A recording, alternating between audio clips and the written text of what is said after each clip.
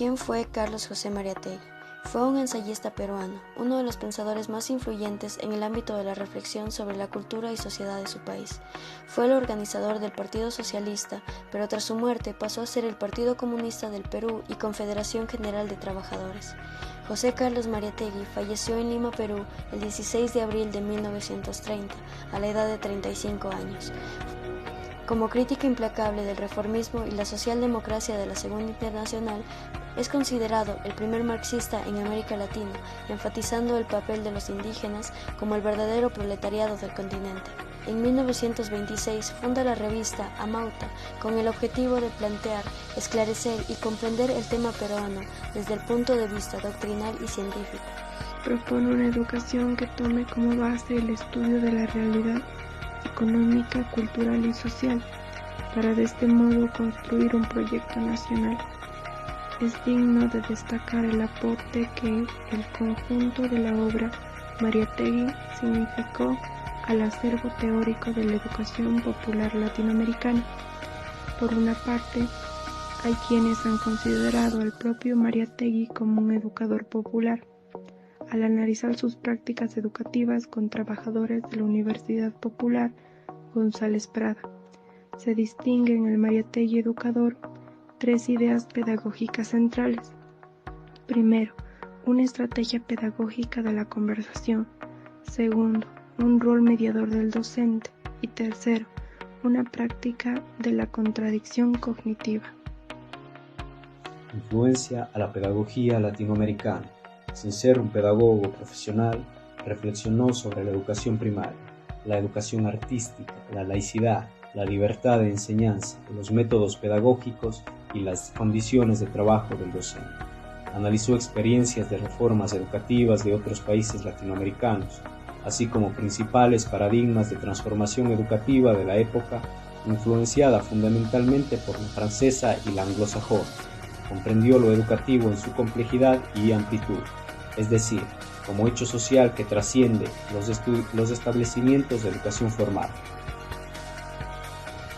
Más allá de su propia política educativa, por los demás poco estudiada, es sobre todo su marxismo crítico latinoamericanista y original en el que sentó algunas bases que más adelante retomaron pensadores tanto de la educación popular como de la teología de la liberación.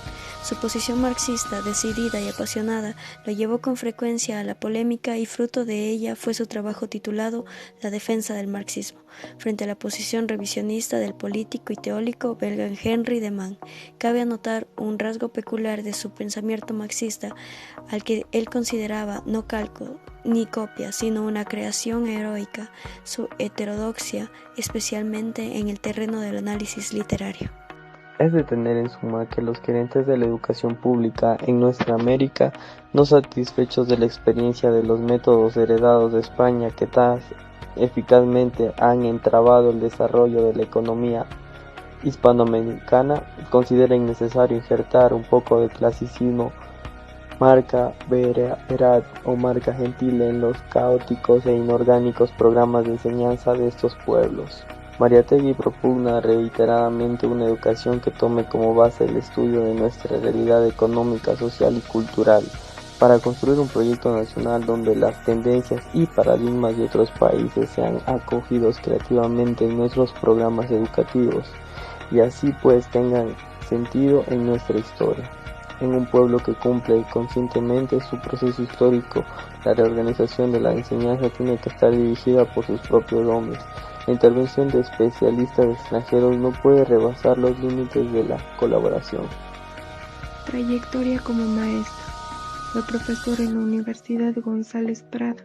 Sin ser universitario, Mariátegui se ocupó detenidamente del análisis de la cuestión universitaria y se considera que su pensamiento estuvo fuertemente influido por el movimiento Reforma Universitaria, que a nivel del Cono Sur se encontraba entonces en pleno fervor emergente y al cual Mariátegui adhirió con entusiasmo. En efecto, Mariátegui rebasó las fronteras del historicismo positivista y los límites que imponían el marxismo al arte, y al mismo tiempo concibió la literatura como un fenómeno estético, holístico y social. Asimismo, es valiosa su periodización de la literatura peruana en 3 fases: colonial, cosmopolita y nacional. Fue por tanto un agudo crítico de la cultura de su tiempo y mantuvo siempre una sensibilidad despierta y entusiasta ante las nuevas formas artísticas surgidas entre las décadas de 1920 y 1930. Su prematura muerte truncó su obra.